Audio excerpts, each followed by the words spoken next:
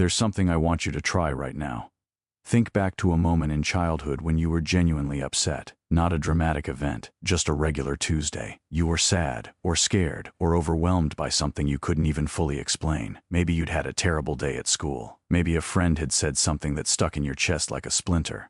Now ask yourself honestly, was there someone there? Not just physically in the house, but actually there. Someone who noticed your face, who sat down next to you, who said with their eyes, or their hands, or their words, "I see you, that matters.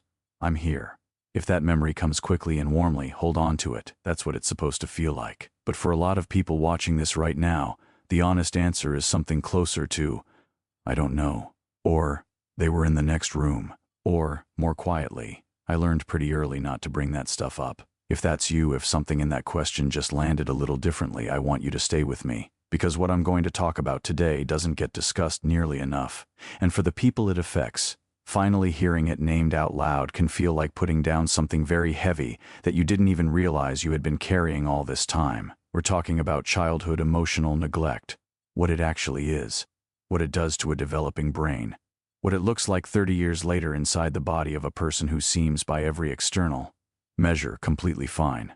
And most importantly, what it means for you, if you recognize yourself somewhere in it. Let me start with a metaphor, because I think it's the clearest way in. When you make a sound in a normal room, it echoes back.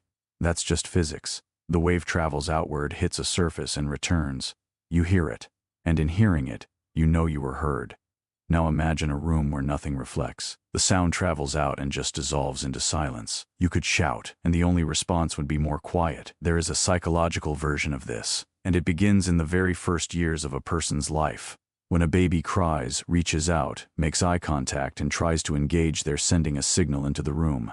And what they need back isn't elaborate. It doesn't require a perfect parent or a particularly wise one. It just requires a response. A shift in someone's face, a hand that arrives, a voice that says in any form, "I received you, you are real." Developmental psychologists call this attunement. It's the process by which a caregiver tunes into what a child is experiencing and reflects it back to them. And this exchange, this ongoing back and forth, isn't just emotionally meaningful, it's neurologically formative. Every time a child reaches out and something comes back, neural pathways are being laid down. The child is learning at a level far below conscious thought that their inner world matters, that it exists, that it can be communicated, named, and received by another person. Now think about what happens when the echo consistently doesn't come back. The child doesn't conclude that the room is at fault. Children don't think that way. They conclude that the sound wasn't worth echoing, that they weren't worth echoing, and that belief, quiet, foundational, never spoken, gets built into the architecture of who they become. It happens so gradually and so early that by the time the child can form proper memories, it's already just the way things are. For decades, psychology treated trauma the way detectives treat crime scenes. You needed evidence, a clear before and after. Something you could point to and say that's where it happened. A car crash, an assault, an event with a perpetrator and an injury and a timestamp. And that framework has helped millions of people. It's real and it's important, but it quietly left an entire category of suffering with no name and very little sympathy because from the outside, nothing happened. The house was standing, the parents were present. There was food on the table and a school to go to and birthdays presumably. To anyone looking in from the outside, it looked like a childhood. Nobody writes a memoir about the night they cried in their bedroom for an hour while life continued completely normally 2 rooms away. Nobody gets much sympathy for describing a parent whose eyes went somewhere else every single time their child tried to say something that actually mattered. Nobody can explain, without feeling melodramatic and ungrateful, that the wound wasn't what occurred, it was what never did. The consistent absence, the emotional unavailability inside a physically present body, the parent who was there but somehow never quite there. Think about someone like Sarah. She's in her mid-30s now, high-achieving, well-liked at work, holds her life together with a kind of quiet competence that people admire. If you asked her about her childhood, she'd tell you it was fine, normal. Her parents worked hard and provided. There was nothing to complain about, she'd say, and she'd mean it. And yet, at 35, Sarah has never managed to stay in a relationship past the 6-month mark. She finds herself genuinely unable to cry even in situations where she knows, intellectually, that she should feel sad. She describes her emotional life as watching it from a slight distance, present for everything, fully inside none of it. She's seen 2 therapists over the years. Both of them focused on her adult patterns and missed entirely what didn't happen in the first 10 years of her life. Psychologists call what Sarah experienced childhood emotional neglect, and what makes it so different from other forms of childhood adversity is that it's defined not by what occurred, but by what consistently didn't. The attunement that was absent, the mirroring that never came, the slow, cumulative experience of a child learning that their inner world was not a priority. Here's the developmental reality that makes this matter so much.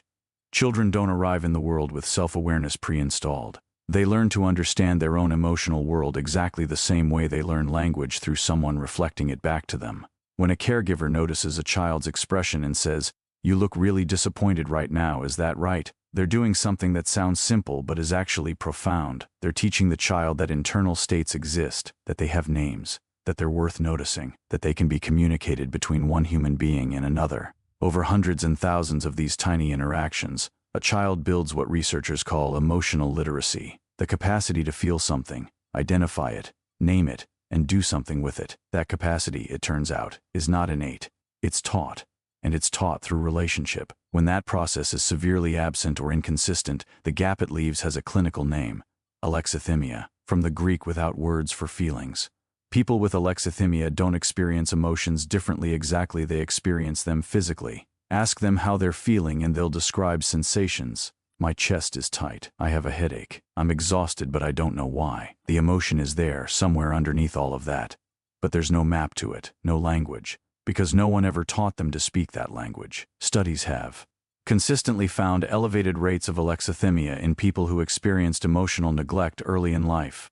And the important thing to understand here is that this isn't a personality quirk or a character flaw. It's a gap left by an absence. A room where nothing echoed. There's another dimension to this worth understanding. The developing brain is fundamentally an anticipation machine. It doesn't just react to the world, it builds predictive models of it. And when a young child reaches out emotionally, again and again, and is met not with cruelty but simply with nothing, with distraction, or absence, or a face that doesn't register them, the brain builds a model. Reaching out doesn't work. Needs don't get met. The safer move, the adaptive move, is to stop expecting. And so the child does something quietly remarkable. They adapt. And this is where I want to say something that I really mean. The way you learned to move through the world was not a mistake. It was a solution. A genuinely intelligent, remarkably well-adapted response to a situation that required you to shrink yourself down, to expect less, to need less, to ask for less. The child who went quiet learned that quiet was safer. The child who became the funny one discovered that laughter was the only reliable way to get a real response from the room. Some children became exceptional students, earning love through output because simply existing didn't seem to generate it. Some became the family caretaker, managing everyone else's emotional world because their own was inaccessible. Some, in quieter cases, just sort of disappeared, becoming so undemanding, so low maintenance, that they moved through their own childhood like a ghost. None of those were weaknesses. They were adaptations. Smart ones, given the circumstances. Take Marcus. He's 31. An engineer, the kind of person everyone at work describes as someone who always has it together. When something goes wrong, Marcus is the calm one. Practical, reliable, completely unrattled. His colleagues love working with him. His friends appreciate how dependable he is, how he never seems to need much from anyone. What Marcus can tell you, if you spend enough time with him and he trusts you enough to go there, is that he doesn't actually know when he's stressed until his body makes the conversation unavoidable. A shoulder injury that won't heal despite no clear cause. Insomnia that arrives without explanation. A persistent low-grade flatness he describes, if pressed, as just how he is. He's never connected it to anything. It's just the weather inside him. Always has been. Marcus learned early that his emotional needs were not going to be met, so slowly, unconsciously, he stopped generating them. Or more precisely, he stopped noticing them. They didn't go anywhere. They went underground. And the only real problem with that adaptation is that the nervous system doesn't check the calendar. It doesn't update itself when circumstances change. The coping mechanism that kept a 10-year-old functional continues running, quietly and automatically, in the body of a 31-year-old man who no longer needs it but can't quite figure out how to turn it off. And this is where it becomes most visible and most painful for the people living it in relationships. Because the person who grew up emotionally unseen doesn't just find intimacy hard. They often do something more specific. They dismantle the connection precisely when it starts to feel real, when it starts to feel like something they might actually be able to count on. Think about someone like Elena. She's been single for most of her 20s, and she genuinely doesn't know why. People try. Decent people, kind people. Someone new comes along, treats her with consistency and real warmth, and for a few weeks everything feels possible. And then something shifts.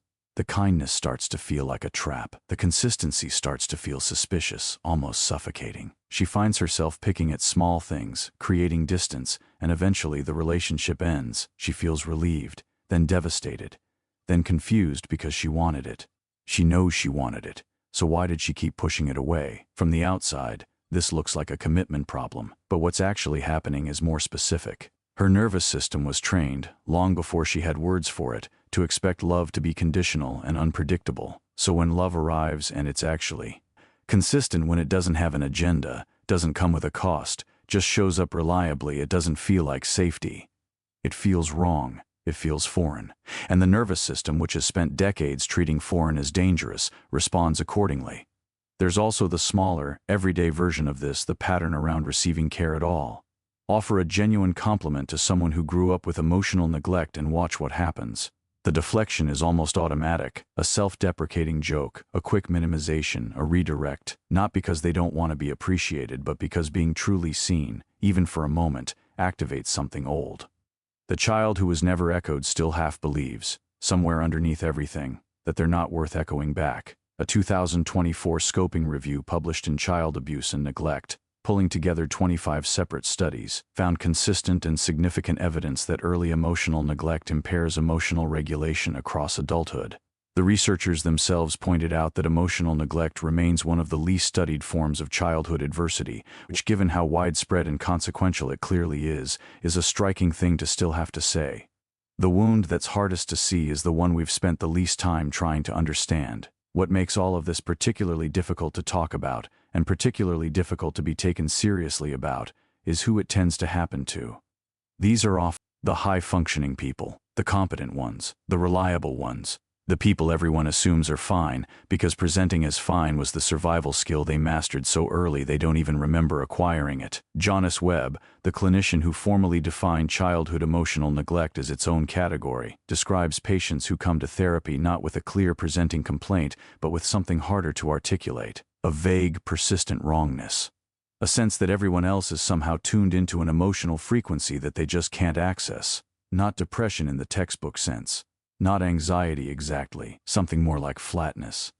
A life experience slightly behind glass. They're present for everything and inside none of it. And the cruelest part is that the very competence they developed as a survival mechanism often prevents them from being taken seriously by others, by therapists, and most painfully, by themselves. Because when you look at the external evidence, the career, the friendships, the ability to function and produce, and show up, it's genuinely hard to make the case that something is deeply wrong, even when something is. I had a normal childhood. My parents did their best. There's really nothing to complain about. That sentence, or some version of it, sits at the beginning of so many of these stories. And it's worth saying plainly. Your parents may well have done their best. Childhood emotional neglect is often not intentional. It's frequently generational parents who were themselves never taught to attune, because no one attuned to them. They gave what they had. They provided what they could. That doesn't change its impact, but it does change how we understand what happened. Now here's what I want you to take away from all of this. The brain is not fixed. It does not stop being capable of change because childhood ended. The same neuroplasticity that allowed the nervous system to adapt to an environment of emotional absence can, over time, allow it to adapt to something different. Therapy designed around early relational experience, slow, attachment-informed, focused on the quality of the therapeutic relationship as much as on any technique, can make a genuine and measurable difference. That's not a hopeful guess. There's real evidence behind it. But healing doesn't actually begin in a therapy room. It begins somewhere smaller. With a single decision, the decision that your own inner experience is worth taking seriously. That sounds simple. It isn't. For someone whose interior world was consistently treated as unimportant, treating it as important runs against decades of deeply encoded belief. It's not a switch that flips. It's a practice that builds. Here's what it actually looks like on a Tuesday afternoon. You notice you're irritable. Not dramatically, just a low tightness, a slight edge in everything. The old habit is to push it straight down, to tell yourself you're overreacting and get on with things. The new habit, the small, quiet, genuinely significant thing, is to let it exist for a moment. To register it. To say internally, there's something here. That's information worth having. Or you receive a compliment, and your hand reaches automatically for the deflection, the joke, the minimization, the redirect. The new thing is to pause just before that, just for a second. Not to force yourself to accept it gracefully, just to notice the impulse and get curious about it. Why did I want to do that? These aren't breakthroughs. There's no dramatic moment where the glass disappears and everything floods back in. It's smaller and slower and more persistent than that. But every time you pause and check in with yourself honestly, every time you treat your inner world as something worth attending to, something shifts a little. The pathway between feeling and noticing becomes slightly more worn in, slightly more available. And for someone who spent years learning that their emotional world wasn't worth anyone's attention, including their own, learning to pay attention to it themselves is not a small thing. It's actually the whole thing. There's a particular kind of person who ends up watching something like this. They stumble across the phrase emotional neglect, maybe late at night, maybe scrolling when they should be asleep, and something in them goes very still, not upset exactly, more like recognition, like hearing a word for the first time and realizing they've been living inside the concept their whole life without ever knowing it had a name.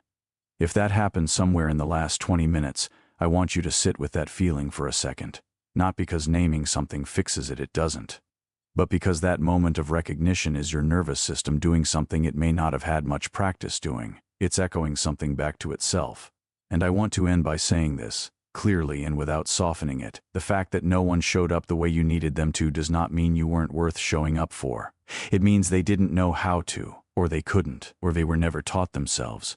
That's their limitation, not your value, not what you were worth. Those are two completely different things, even if they got tangled together a long time ago, and it's taken until now to start pulling them apart.